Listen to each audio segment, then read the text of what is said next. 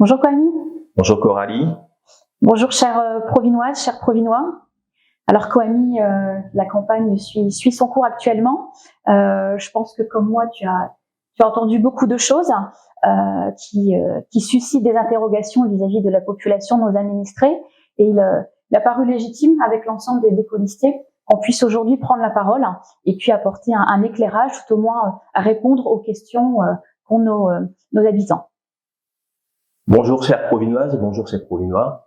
Effectivement, comme Coralie l'a stipulé, nous avons eu des remontées du terrain, des questions auxquelles nous allons vous répondre. Tout premièrement, la question de la finance, les finances de Provins. On nous parle d'endettement, de surendettement, on nous parle de mise sous tutelle. Je veux tout simplement vous rassurer, aujourd'hui, la commune fonctionne comme un foyer. Un foyer, pour investir, a besoin de faire des prêts, d'emprunter. Aujourd'hui, la commune a des prêts à hauteur de 3 millions d'euros. Ces prêts, non seulement il faut les mettre en face des investissements, qui sont donc l'église, la réalisation également du terrain synthétique, les travaux donc dans les écoles, la vidéoprotection. Donc voilà, en gros, pour un budget, donc un endettement de 3 millions d'euros, en face, on a des investissements à hauteur de 6 millions d'euros. Et d'ailleurs, Coamy, on a pas mal été interpellés avec les colistiers quand nous avons fait du porte-à-porte, notamment pour aller présenter le programme. Et on a une question qui revient assez régulièrement concernant le taux d'endettement par habitant de la commune.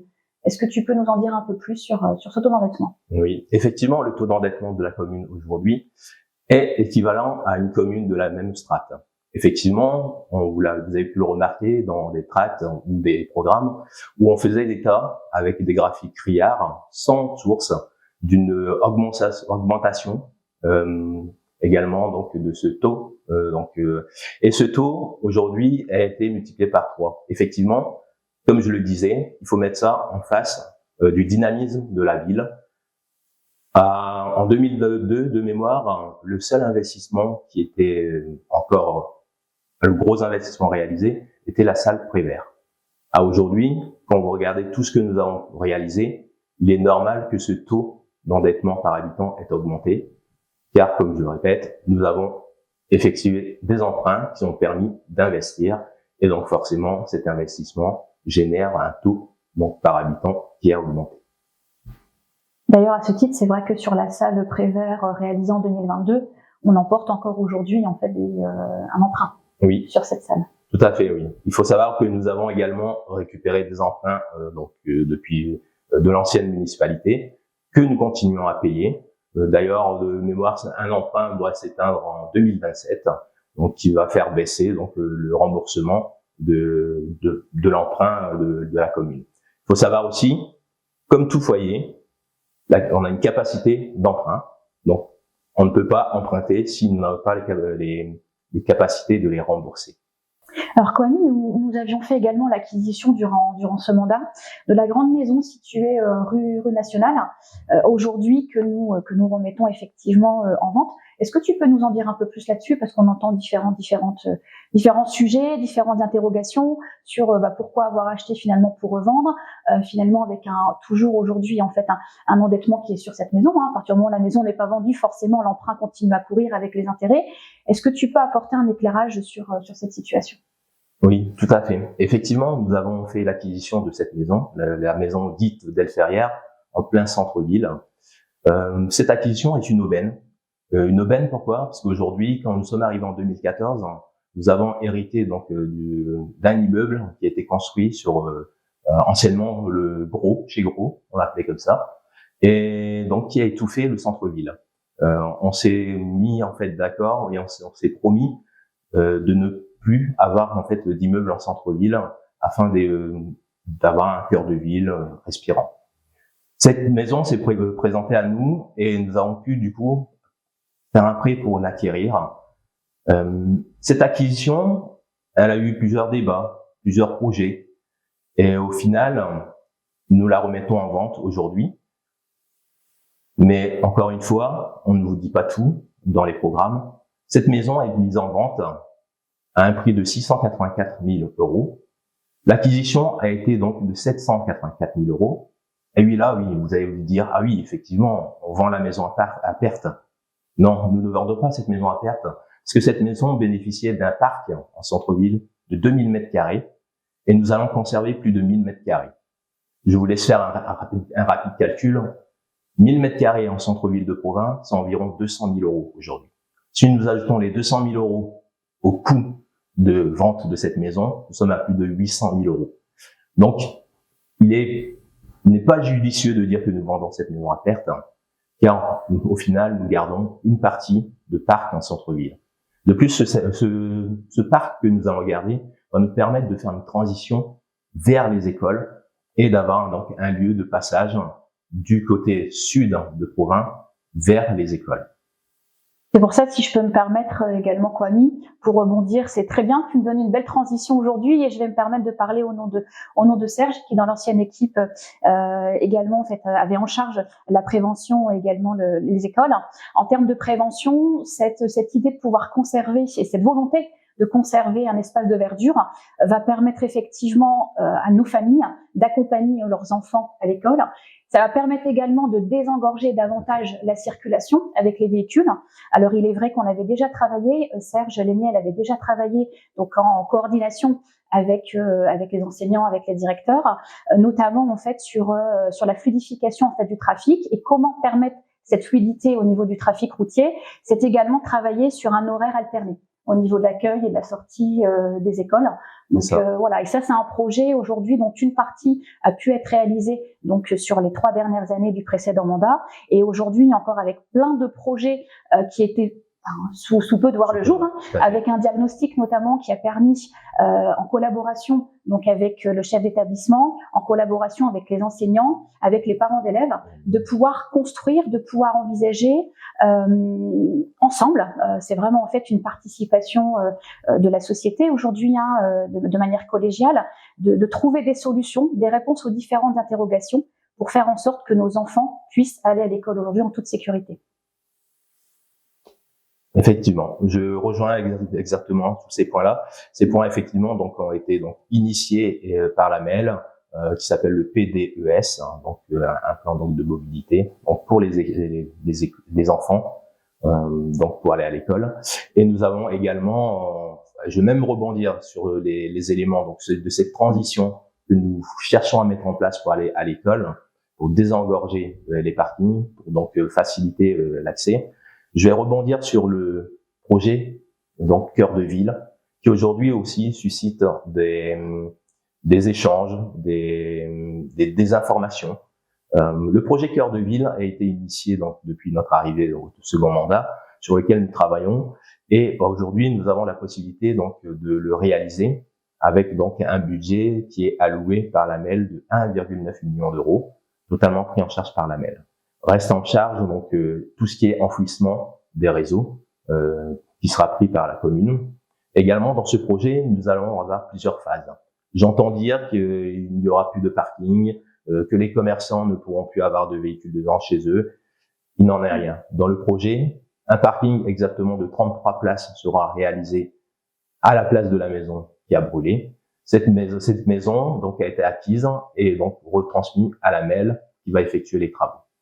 Il faut savoir que dans le phasage des travaux, il est bien sûr évident que nous allons réaliser ce parking afin de pouvoir permettre toujours aux gens d'aller faire leurs courses avant d'entamer la phase 2 qui sera plus sur la place et le cœur du centre-ville. En sachant que si je ne me trompe, Kwame, sur cette étude qui a été faite, il y a également les commerçants qui ont été sondés.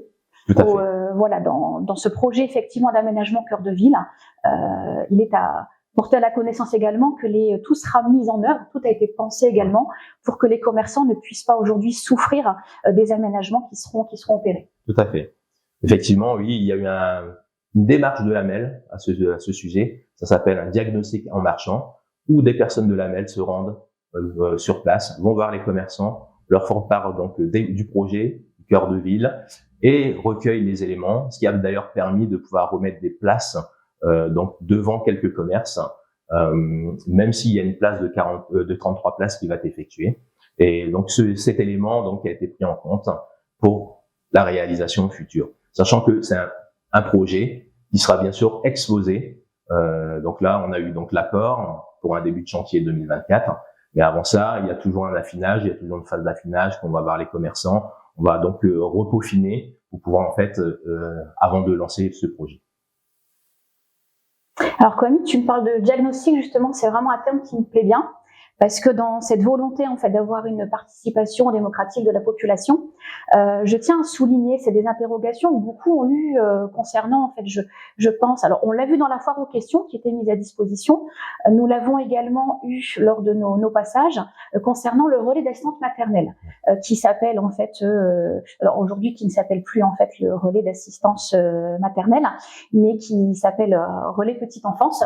Aujourd'hui, je tenais à préciser, parce que c'est tout un travail qui est fait et qui est souvent un travail de l'ombre, dont on ne mesure pas forcément en fait les engagements et tout ce qui est réalisé. Sur le relais petite enfance, donc il faut savoir effectivement qu'il est mis en place sur la commune et qu'il est géré par l'association Picoty. L'association Picoty donc gère le relais petite enfance et gère également un réseau en fait de parentalité, des ateliers parents-enfants. Donc ce sont des services qui sont gratuits, qui sont mis à disposition de la population. Alors il est vrai qu'aujourd'hui, concernant en fait l'association Picoty, il n'y a pas de lieu, on va dire, dédié, définitivement en fait accès et mis à disposition de l'association. Et ce sont des discussions bien entamées sur les 3 dernières années avec Madame Gaban, qui en est la référente, avec une proximité de la municipalité, des échanges constructifs que nous avons avec elle.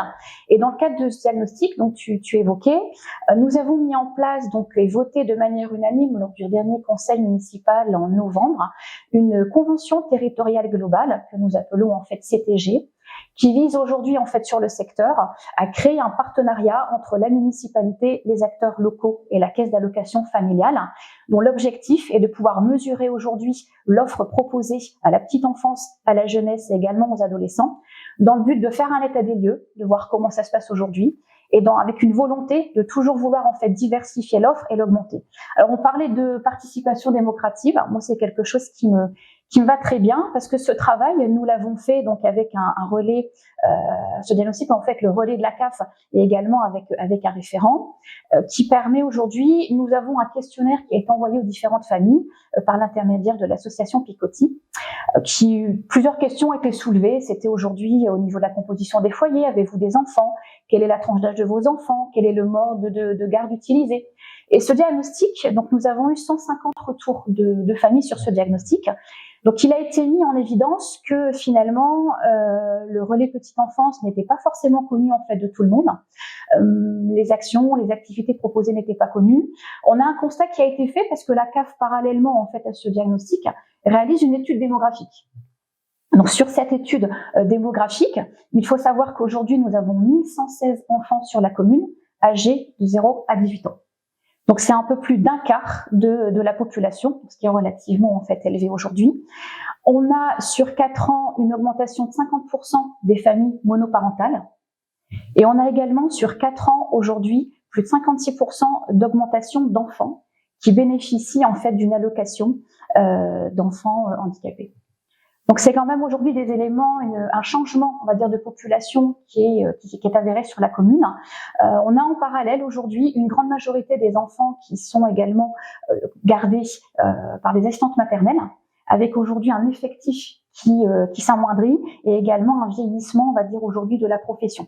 Donc sur ces actions-là, on en a tiré effectivement les conclusions. Et d'un commun accord, dans cette convention qui a été convenue avec la CAF et l'association Picoty, on a convenu de mener des actions qui n'ont pas pu voir le jour aujourd'hui, parce qu'entre le moment où, vous savez, il y a toujours des étapes dans les projets, il y a la phase de diagnostic, on fait l'état des lieux, on pense à des actions, on prend la température, et quand on décide de les mettre en place, ça se fait pas en fait, je veux dire, en 48 heures, en 2 temps, 3 mouvements. Donc aujourd'hui, il était prévu dans les projets à venir de faire la promotion du métier d'assistante maternelle et également en fait de sensibiliser, de faire davantage en fait de communication sur le relais petite enfance. Le relais petite enfance, pourquoi? Parce qu'il est avant tout, il existe aussi pour permettre aux familles d'être accompagnées concernant les modes de garde en fait des enfants, mais ça permet surtout aux enfants, aux assistantes maternelles, d'éviter justement de travailler et d'être un peu, on va dire, exclus et de permettre en fait de se rencontrer, d'échanger sur le retour d'expérience, de pouvoir s'enrichir mutuellement sur leur métier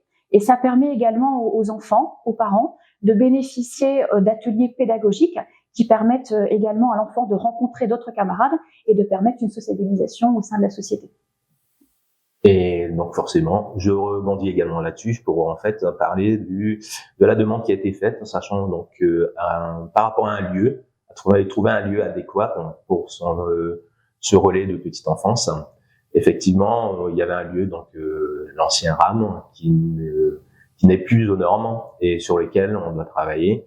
J'en profite également du coup donc pour parler donc un peu le fonctionnement des bâtiments communaux qu'on met à disposition des associations, car là il va y avoir un travail qui va se faire, un travail de chaises musicales où on va devoir bouger des assos, mettre des associations en place, afin de pouvoir trouver une place réelle à ce relais de petite enfance. Ce qui me permet donc de rebondir également sur cette salle de musculation dont on nous parle effectivement. Je viens de le dire, les salles, ce sont les salles de la commune. Et donc, quand on dit salle de musculation, c'est erroné. On va plutôt parler de salle d'évolution sportive, parce que cette salle, elle sera construite. Il faut savoir que donc le projet a été engagé, l'appel d'offres a été lancé, les retours ont été donc reçus. Aujourd'hui, une phase d'analyse va s'effectuer. Oui, effectivement, il y a eu un emprunt également donc pour cette salle. Cet emprunt, elle court bien sûr, mais n'oublions pas que le département nous a déjà versé 300 000 € donc de subvention. La MEL s'est engagée également à nous verser une subvention et la région également. Pour revenir sur cette salle d'évolution sportive est aujourd'hui destinée à accueillir donc le Bodyform, qui est l'association de musculation. Mais rien ne dit ou rien n'empêche que dans un avenir proche, on puisse y avoir un ring de boxe. Tout ça pour dire tout simplement, les salles aujourd'hui sont la propriété de la commune et nous y mettons les associations qui en ont besoin. Et ce qui permet d'autant plus aujourd'hui qu'OAMI, si je peux souligner ça également, c'est qu'aujourd'hui on a une demande qui est nettement supérieure à l'offre. Et dans le respect également du PLU, du plan local d'urbanisme, on a aussi des solutions, il faut les trouver les solutions. Et aujourd'hui, je pense que nous avons été très à l'écoute avec l'ensemble de nos collègues sur ce qu'on pouvait mettre à disposition des associations. Et ça ne cessera de dire notre écoute aujourd'hui, on continuera à la mettre au service en fait des associations pour pouvoir toujours mieux répondre à leurs besoins. Je pense à ça aussi en fait, Kwame, parce que sur cette notion de démocratie participative, nous avons souhaité, alors je parle en ce qui me concerne pour le service jeunesse, vu que c'était effectivement la délégation que j'avais, sur le service jeunesse, aujourd'hui, j'insiste sur le fait que les actions qui ont été mises en place ne se sont pas faites de manière unilatérale. Il y a ce diagnostic qui a été établi effectivement concernant en fait la petite enfance et les besoins. Il en est ressorti plusieurs choses sur les besoins.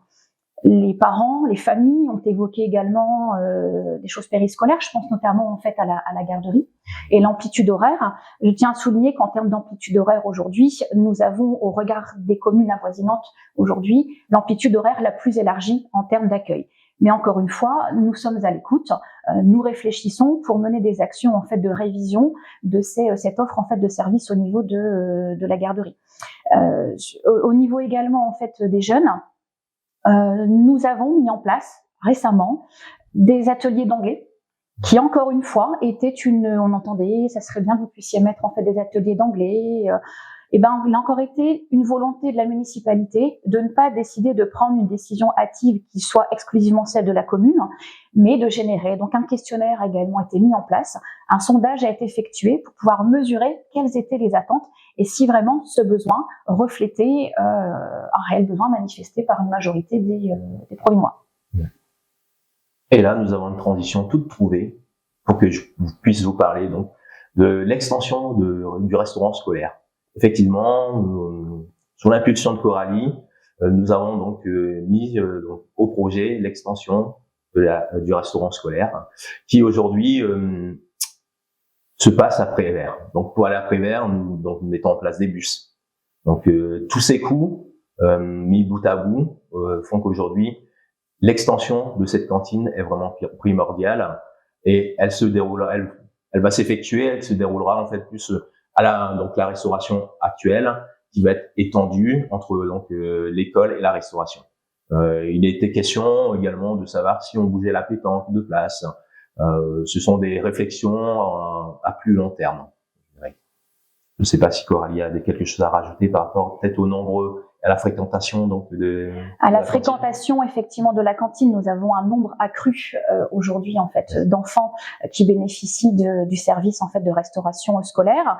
Donc cumulé avec la hausse du nombre d'habitants et également un dispositif de cantine à 1 euro qui nous permet en fait aujourd'hui d'avoir un taux de fréquentation important. Nous avons plus de 200 enfants aujourd'hui par rapport à ce que nous avions avant, je veux dire avant Covid, avant de mettre en place ce dispositif, qui bénéficient de ce service aujourd'hui. Concernant la cantine à 1 euro, bien sûr que nous souhaitons pérenniser dans les années à venir. Alors Coamy, j'ai pu constater aussi qu'on avait pas mal de questions légitimes, puisque nous-mêmes nous interrogeons dessus, concernant la sécurité routière et notamment l'apaisement de la rue Camille Desmoulins. Pour aller sur Carvin, on a quand même une vitesse très avérée aujourd'hui et où dire aussi bien nos petites têtes blondes que les adultes aujourd'hui vivent un climat plutôt d'insécurité sur ce plan-là. Effectivement, ce volet sécurité routière, depuis 2014, nous y essayons de travailler. Et effectivement, nous avons pu constater une aide, une amélioration et des études vraiment pointues qui nous ont été apportées par l'AMEL. Je parle là d'une étude de centralité, une étude donc de stationnement qui était également effectuée et une étude donc de circulation. Tous ces éléments aujourd'hui pourront être exposés lors d'une réunion publique afin d'en voir les axes d'avancement et les mises en place qu'on devra faire. Je parle notamment là de l'apaisement de la rue Camille Desmoulins, sur lequel on nous préconise de faire des plateaux afin de ralentir les véhicules, de peut-être changer des rues, mettre des stops sur la route.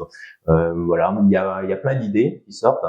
Nous avons eu également en question une personne qui voulait savoir si nous pouvions par exemple mettre des dodanes sur la rue nationale.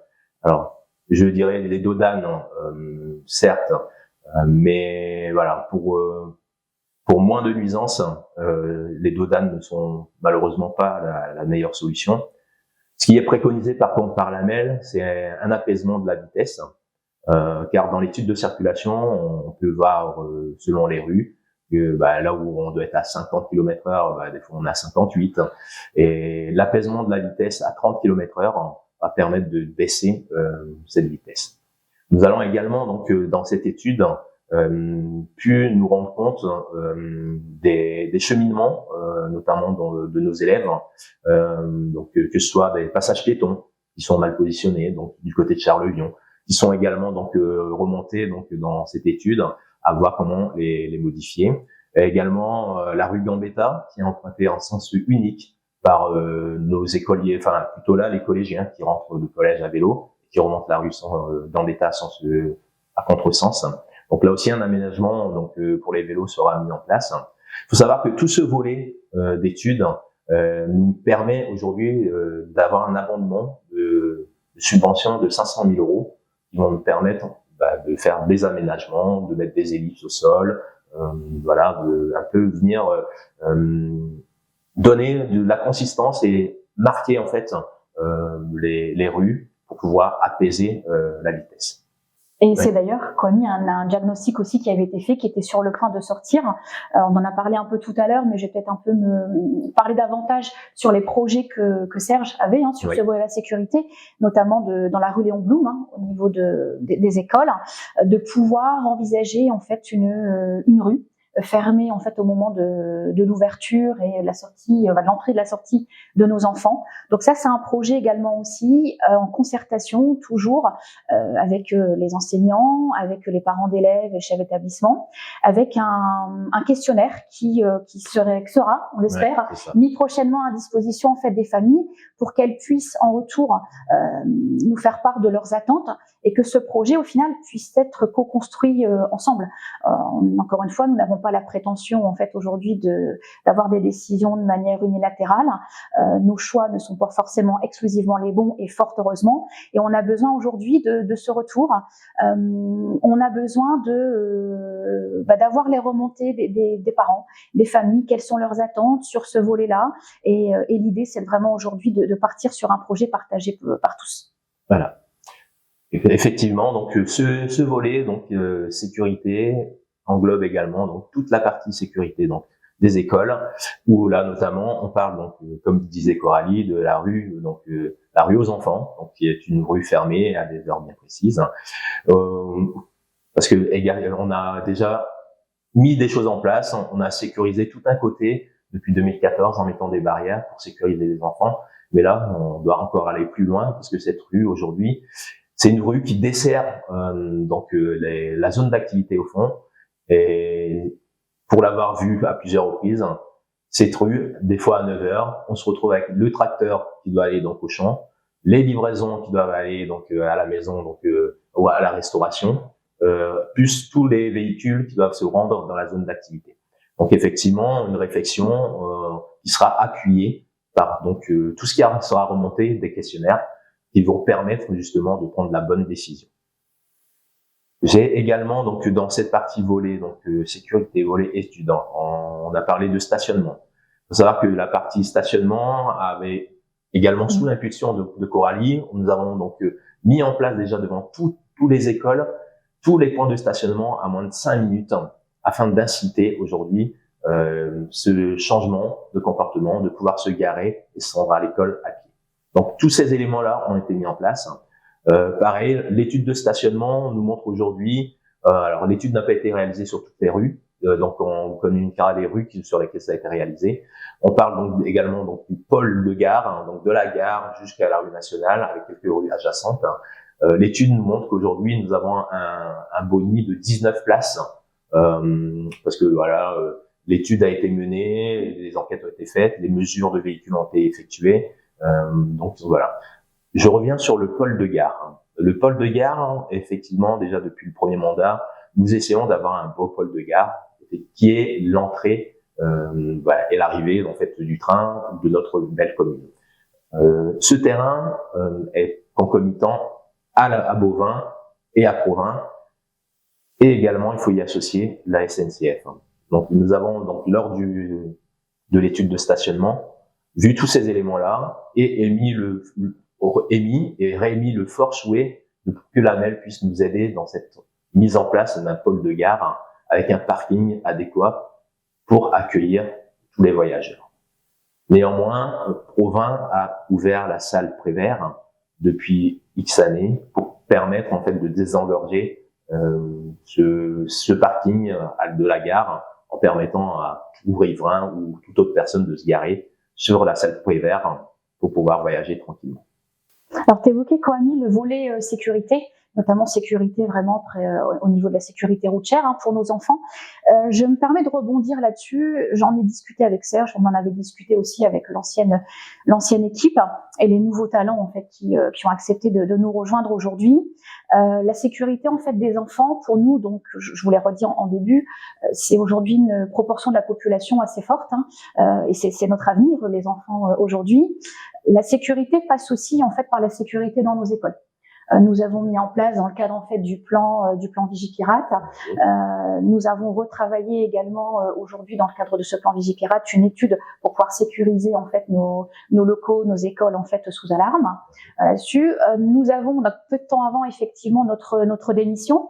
Un travail avait été réalisé, donc une tournée des écoles pour faire un état des lieux, de faire un diagnostic en fait sur place. Et il s'est avéré que les dortoirs aujourd'hui ne répondaient plus à la capacité d'accueil en fait des petits. Et il était également prévu de repenser aujourd'hui en fait ce lieu et de faire en sorte en fait que les petits puissent paisiblement faire la sieste dans un lieu, on va dire adapté pour. Kwame, j'ai également été interpellée au sujet en fait d'une zone pour les gens du voyage. Est-ce que tu peux apporter des précisions également sur ce sujet-là pour soulever, on va dire aujourd'hui en fait des interrogations et éclaircir la vision que peuvent avoir nos Provinois et Provinoises sur ce sujet. Ouais. Effectivement, l'ère de voyage également. C'est un sujet qui n'est pas forcément un sujet provinois, mais vu l'emplacement, le devient. Je m'explique. Aujourd'hui, Provins, étant en dessous des seuils d'habitants, n'a pas vocation à créer un aire pour les gens du voyage. Par contre, Bovin doit le faire, et l'emplacement choisi est l'emplacement situé à côté du pôle gare qu'on veut créer. Donc, deux choses. Déjà, cet emplacement pourrait bénéficier à la réalisation d'un pôle gare avec les parkings qui vont bien. Deuxième chose, quand on parle d'aire d'accueil, il faut savoir qu'aujourd'hui, ce qui a été préconisé en réalisation est plutôt des habitats adaptés, c'est-à-dire en fait des habitats propres en dur qui vont accueillir des personnes, des gens du voyage. Aujourd'hui, de mémoire, après les réunions qu'on a eues avec le stationnement, on nous évoquait à peu près 6 à 11 habitations. Donc, de tout état de cause, il sera judicieux, il sera même primordial de rediscuter avec le maire de Bovin, car aujourd'hui, nous faisons partie des gardiennes de l'eau, et je pense qu'avec ce levier, on peut peut-être dire, ben voilà, aujourd'hui, on nous demande de conserver le sol, de ne pas construire, donc zéro artificialisation nette. Et est-ce que ça va de pair avec une construction d'aires d'accueil des gens du voyage? Coralie, malgré les réponses apportées à maintes reprises lors de notre tractage où on a remis les programmes, on nous posait encore la question pourquoi vous avez démissionné, pourquoi vous avez laissé une seule personne en mairie. Alors sur ce sujet-là, Kwame, moi j'aimerais apporter en fait une réponse qui pour moi est tout évidente et qui coulait de source. J'ai témoigné donc ma confiance à Monsieur Geoffrey Sberski il y a 3 ans pour une durée de 6 ans, là où il m'a fait confiance moi personnellement aujourd'hui sur un volet jeunesse en me confiant en fait cette délégation aujourd'hui. Malheureusement la situation et l'acte désespéré qu'il a eu ne lui a pas permis d'un point de vue santé de pouvoir continuer de manière en fait sereine ses fonctions d'élu et de magistrat en fait de la commune, et donc c'est naturellement que de manière collégiale puisque l'unanimité aujourd'hui n'a pas souhaité en fait démissionner, toutes les démissions ne sont pas parvenues en fait en préfecture, il nous est paru évident et naturel de démissionner en fait ensemble étant donné l'état de santé en fait du maire. Nous n'avions pas non plus pour volonté, dans cette continuité, d'imposer aujourd'hui aux Provinois et aux Provinoises un maire et de les laisser, on va dire, les administrés s'exprimer dans l'isoloir et de leur laisser aujourd'hui le libre choix du représentant aujourd'hui de la commune et de leur représentant direct aujourd'hui. C'est quelque chose, notamment des projets qui ont été engagés. Alors, voilà, on l'a déjà dit plusieurs fois, on l'a écrit, on l'a évoqué. Aujourd'hui, je veux dire, Rome s'est pas fait en un jour. Les projets que nous avons initiés, il y a beaucoup de travail qui est fait dans l'ombre aujourd'hui. On peut avoir le sentiment que certains projets en fait voient le jour comme ça après avoir discuté, après avoir voté quelque chose en conseil municipal. Mais il y a pas mal aujourd'hui un processus qui s'inscrit en fait dans la continuité, dans le temps, pour pouvoir mettre en place des projets.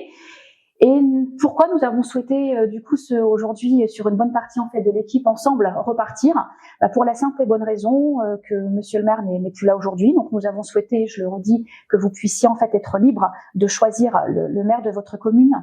Et par contre, il nous tenait à cœur de pouvoir continuer les projets que nous avions respectivement avec l'aide de nos collègues et également l'aide de l'ensemble des services en fait municipaux, pouvoir continuer à vous représenter aujourd'hui la continuité des projets de ce qui avait été initié. On souhaite les terminer et on souhaite également mettre en place ce qu'on avait prévu pour les 3 années à venir. Ouais.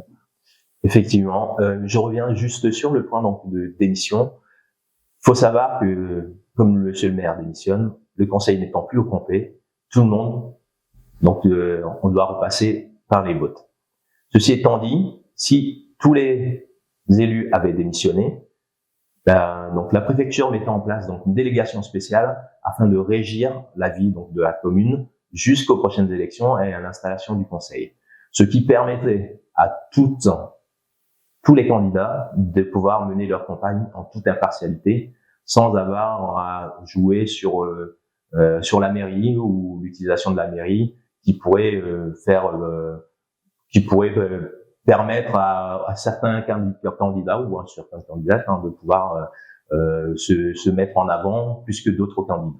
Je voulais revenir, Kwame, en regardant, parce que du coup, j'ai regardé également en fait les programmes des autres candidats, notamment sur les nouvelles réalisations qui sont pour une partie des projets qui étaient déjà initiés en fait par l'équipe précédemment en place, ou également de nouveaux projets. Je me dis comment aujourd'hui, il y a de très beaux projets qui sont également qui ont envie de voir le jour, d'émerger, mais je me dis que ces projets-là ne passent pas non plus en fait sans un minimum d'investissement, et pour certains, qui plus est, je pense, relativement conséquent. Donc comment aujourd'hui, quand on nous reproche aujourd'hui d'avoir un taux d'endettement par habitant suffisamment élevé, comment on va pouvoir également venir en fait assainir, si je peux me permettre, vu que c'est beaucoup le terme utilisé, la gestion en fait, on va dire des finances, car comme on l'a dit, il n'y a pas aujourd'hui de projets en fait d'innovation qui ne peuvent être faits sans investissement, et qui plus est, les investissements sont forcément générés par du financement. Ouais. Ouais, tout à fait. On a eu ces questions-là lors de passage également, où on nous demandait, oui, effectivement, voilà, aujourd'hui on parle de rénovation énergétique dans un programme, et dans ce même programme, on nous parle que le taux d'endettement est très élevé, a été multiplié par 3, etc. Mais aujourd'hui, comment on peut faire de la rénovation énergétique sans investir? Je m'explique. Pour avoir initié la démarche où nous avons 14 bâtiments communaux. Ces 14 bâtiments, je les ai inscrits au programme de rénovation énergétique, qui était donc l'isolation des combles. Sur nos 14 bâtiments, il y en a 3 qui ont été retenus. Tout simplement pour dire, oui, effectivement, la rénovation énergétique, il y a des axes, on peut aller chercher des subventions. Il y a aussi des critères, et ces critères ne sont pas forcément réunis pour nos bâtiments qui sont vieillissants.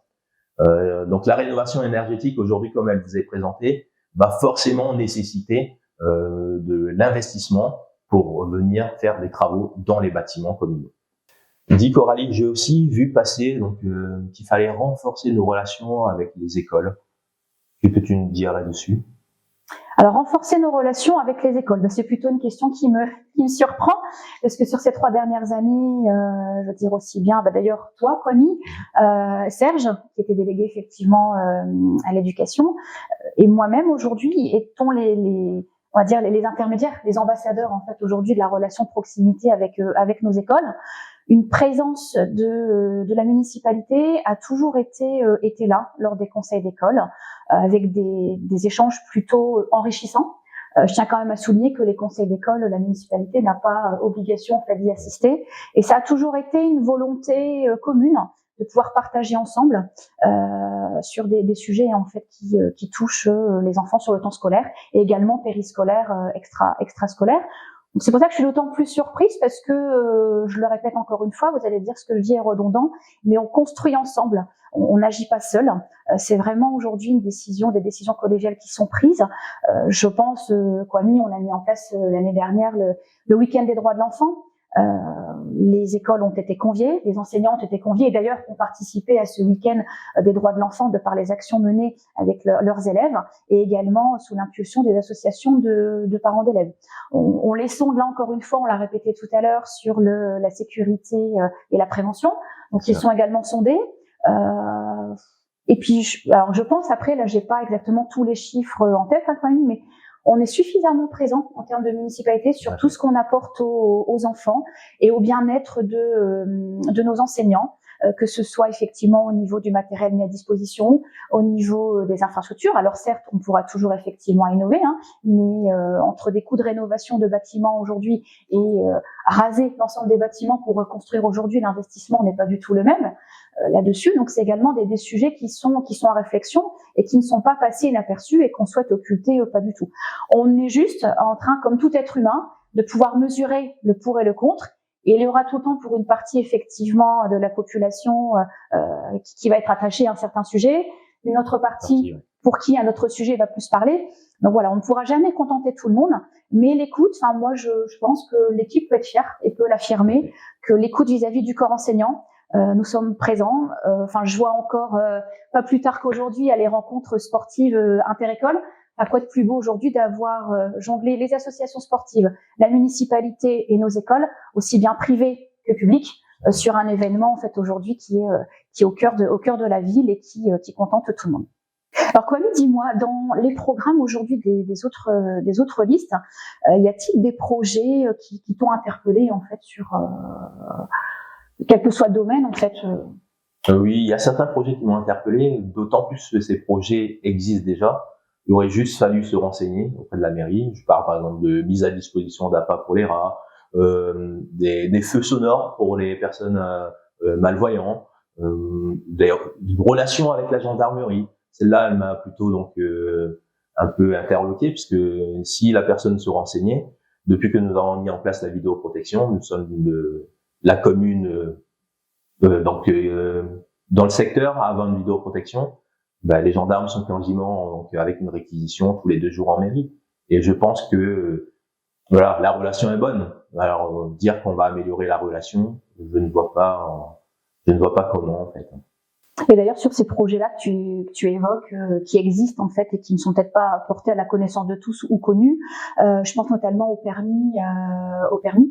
La municipalité aujourd'hui offre la possibilité de financer le permis de conduire par un contrat permis. Le BAFA, on en a aussi parce que le BAFA, ça touche. Alors on va encore dire que je parle de la jeunesse aujourd'hui, mais c'est plutôt mon leitmotiv aujourd'hui, même si j'en ai beaucoup, mais c'est celui qui me tient le plus à cœur. On a quand même permis cette année pour la première fois sur la commune, nous avons instauré le stage de base de BAFA. On a permis à 13 Provinois aujourd'hui de bénéficier du BAFA à un tarif préférentiel. Il y a également la possibilité pour les personnes qui passent en fait leur stage de perfectionnement de le faire financer par la municipalité.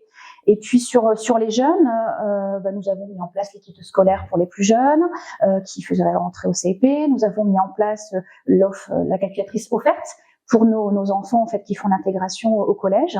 Et nous avons également en fait pour nos lycéens et nos étudiants une allocation d'études à hauteur de 80 € annuels qui est aujourd'hui versée sur présentation d'un certificat de scolarité. Donc aujourd'hui, je pense que même si nous avons encore toujours envie de faire des choses pour les jeunes notamment, et je pense que de toute façon, il y aura toujours des innovations à faire parce que c'est un peu comme une maison.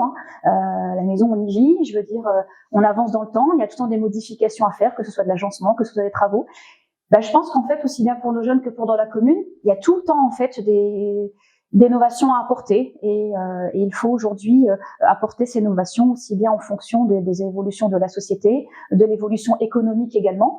Donc voilà, je pense qu'aujourd'hui il y a pas mal de choses qui sont faites. Effectivement, il faut juste envie d'aller chercher l'information et pas suffisamment d'attendre que l'information soit descendante. Je rebondis justement sur l'évolution économique. C'est une transition toute trouvée aujourd'hui pour vous parler des difficultés que nous avons tous dans nos foyers et également dans la commune depuis 2022 avec la crise énergétique ainsi que aussi dans toute la partie inflation qui viennent impacter les coûts les coûts de fonctionnement.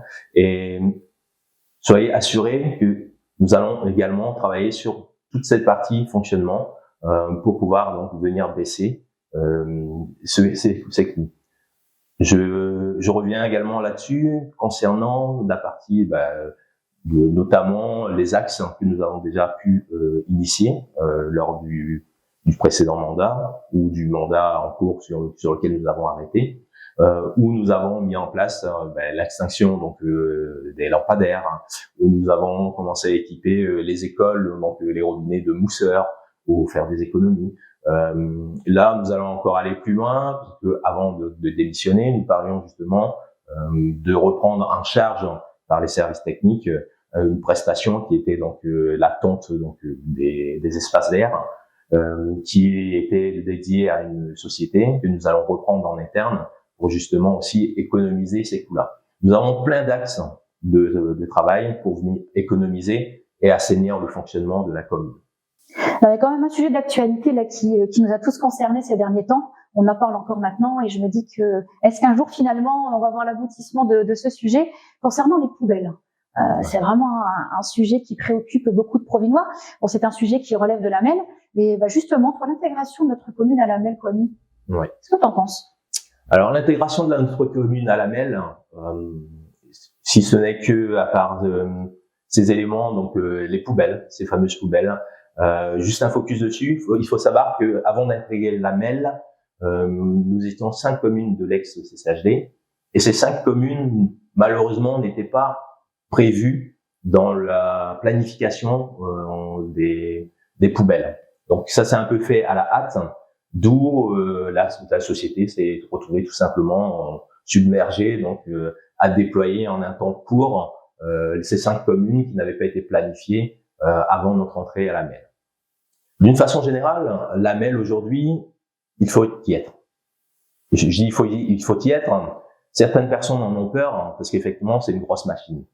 Mais moi, qui passe en général une journée par semaine pour des réunions, c'est une place où il faut être pour justement défendre ses opinions, défendre sa commune.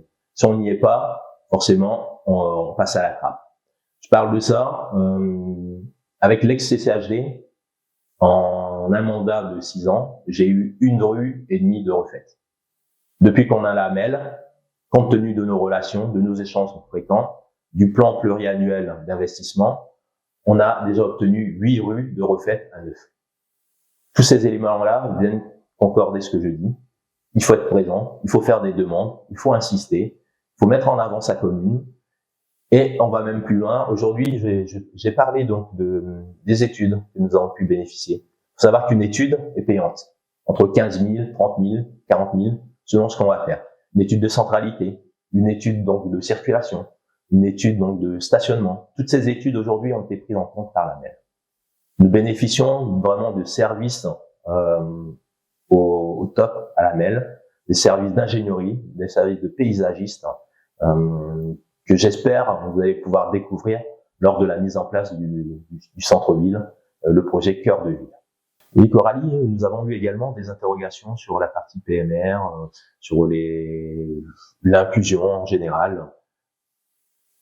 Alors sur l'inclusion en général, donc je voulais annoncer sur les 4 dernières années, donc nous avons aujourd'hui une hausse de 56% des enfants qui bénéficient en fait d'une aide d'éducation en situation de handicap. Sur le périmètre jeunesse, au niveau de ce qui incombe à la municipalité aujourd'hui, sur l'accueil périscolaire, nous étions sur le point de mettre en place une convention avec l'association des Papillons Blancs, qui ont à cœur d'accompagner dans la formation les animateurs qui, en retour, vont accompagner en fait les enfants en situation de handicap au sein en fait de nos structures d'accueil, que ce soit en fait en cantine sur le temps du déjeuner et également en activité périscolaire. Je pense notamment en fait en la garderie et également en ALSH, tout ce qui est extrascolaire. Donc c'est vraiment une volonté de faire en sorte que l'enfant, il n'y a pas de différence. Je veux dire, on a l'école pour tous, mais on a aussi les loisirs pour tous. Et c'est une volonté de faire en sorte que l'enfant ne soit pas différent, qu'il soit intégré de la même manière et qu'il puisse aujourd'hui, on va dire, jouir de ses loisirs au même titre en fait que ses camarades. Et c'est vraiment un sujet qui nous tient à cœur. D'ailleurs, nous avons Jean-François en fait de l'équipe et Nicolas qui sont mieux placés que moi pour en parler sur ces sujets-là. Et aujourd'hui, donc c'est vrai qu'on n'avait pas forcément crié haut et fort, mais on était sur le point de pouvoir vous l'annoncer sur tout ce qui était mis en place. Et on a davantage envie d'accélérer cette inclusion et de faire en sorte en fait que les enfants en situation de handicap puissent aujourd'hui s'épanouir au sein de notre commune dans leur activité de loisirs. Ouais.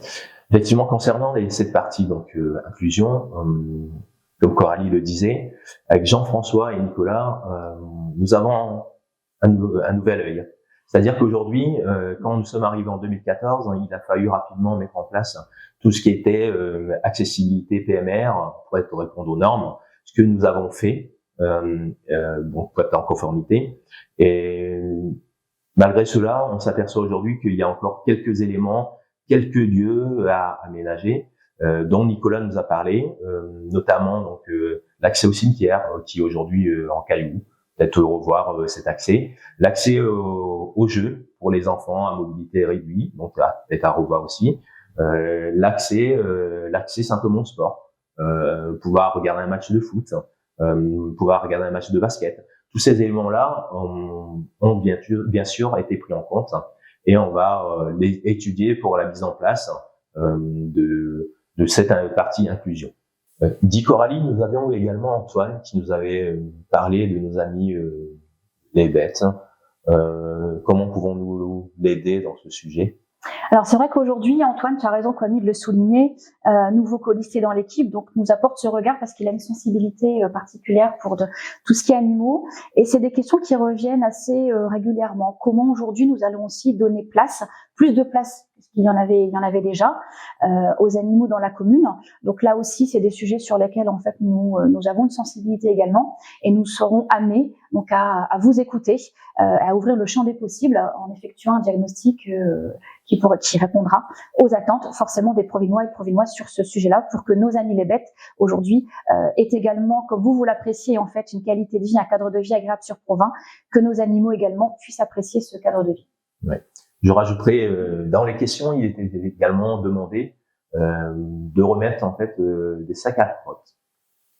Faut savoir que lors du premier mandat, nous avons mis en place des sachets à plusieurs endroits dans la commune. Malheureusement, tout a été saccagé. Aujourd'hui, comme dit Coralie, lors de ce diagnostic, on regardera quelle solution sera la mieux adaptée pour pouvoir répondre à tous ces besoins et aussi aux propretés aux abords des écoles, où des fois on retrouve des déjections, ce qui n'est pas très agréable, mais nous allons regarder pour traiter ce problème. Et je tiens à souligner d'ailleurs, Kwame, que c'est un peu effectivement un manque de civisme avéré de la part de la population. Alors, c'est quand même un sujet. Si je ne me trompe, en fait, les sacs à déjection canine avaient été mis en place en 2014, en plus par le conseil municipal enfant, qui avait à cœur et qui ont toujours à cœur de travailler sur des projets qui sont sous l'impulsion effectivement de l'adjoint en place, sous l'impulsion d'une équipe, d'un référent. Mais aujourd'hui, en fait, on veut faire de nos enfants apporter un peu plus de citoyenneté dès leur plus jeune âge. Nous avons la chance dans la commune d'avoir un conseil municipal enfant. Nous avons la chance de vouloir le pérenniser avec chaque année de plus en plus de candidats en fait volontaires à endosser le rôle aujourd'hui. Ces enfants, il ne faut pas oublier qu'ils sont fiers des projets qu'ils portent. Ils sont accompagnés et épaulés par leurs élus, on va dire, adultes aujourd'hui. Et ils sont surtout ambassadeurs au sein de la commune de leurs camarades. Donc je pense qu'aujourd'hui, nous devons toutes et tous de respecter également les actions mises en place par les plus jeunes. Chers Provinoises, chers Provinois, comme vous le voyez, nous avons pris le temps de vous répondre à cette FAQ, comme on dit. Coralie, quelques mots concernant Concernant la foire aux questions, oui. Alors la foire aux questions, c'est vrai que c'est une foire aux questions qu'on a pu apprécier directement sur la toile. Pourquoi la toile? Parce que c'est aussi un outil de communication aujourd'hui qui permet de manière instantanée, de manière rapide, de recevoir l'information et de pouvoir la transmettre. Cette foire aux questions, aujourd'hui, nous ne souhaitons pas la clore et nous ne l'avons pas mise en place exclusivement pour cette campagne. En ce qui nous concerne, sur l'équipe dans le précédent mandat, nous étions déjà suffisamment en fait proches de la population pour pouvoir recueillir et recevoir leurs interrogations et y répondre. Je pense notamment aux disponibilités que nous avions le samedi matin en mairie, sans rendez-vous, de pouvoir rencontrer un élu. Il nous tient à cœur de conserver en fait cette relation. Nous savons qu'aujourd'hui, soit parce que vous n'y avez pas forcément pensé, ou alors il y a également d'autres questions qui peuvent venir avec le temps. Sachez que l'ensemble de l'équipe reste à votre disposition pour recueillir ces interrogations. Nous tâcherons d'y répondre et d'y répondre avec transparence, avec conviction et avec passion de ce que nous souhaitons en fait mener. Donc voilà, sachez que nous aurons toujours une écoute bien intentionnée, une écoute active de vos interrogations et des remontées que vous souhaitez nous transmettre. La transition est toute trouvée pour parler donc d'écoute active. Nous avons mis en place un conseiller délégué à la médiation et au projet Cœur de Ville. Ce médiateur s'efforcera d'être sur le terrain pour nous remonter toutes vos interrogations, vos questions concernant la municipalité. Voilà, cette foire aux questions touche à sa fin. J'espère que ça vous a plu. Alors, est-ce que ça vous a plu en tout cas, Kwame, je sais pas toi, mais moi j'ai pris plaisir à effectuer en fait cette petite rétrospective et de répondre en fait aux interrogations. Alors, je sais que c'est peut-être un peu long pour ma part, mais bon, on se refait pas. Donc voilà. Nous vous donnons rendez-vous dimanche pour vous exprimer. Votez, continuons ensemble.